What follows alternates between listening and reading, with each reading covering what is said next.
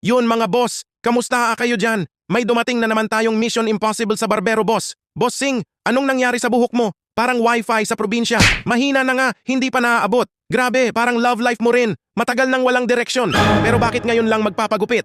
Ah, si Crush pala. Aba, lakas maka-MMK. Alam mo pre, minsan lang talaga.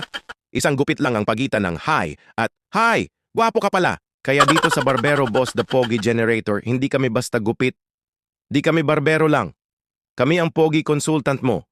Gupit na may laban to, para sa puso, para sa forma.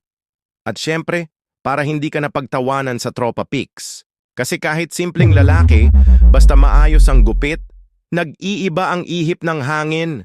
Parang si Cardo, laging bida. At tandaan, ang tunay na pogi, hindi lang sa forma, nasa diskarte rin. Kaya kung gusto mong mapansin, wag puro reply ng scene kay crush, magpagupit ka muna, gupit muna, forma mamaya, puso, kung papalarin, Barbero Boss, ang Pogi Generator, pabook ka na boss.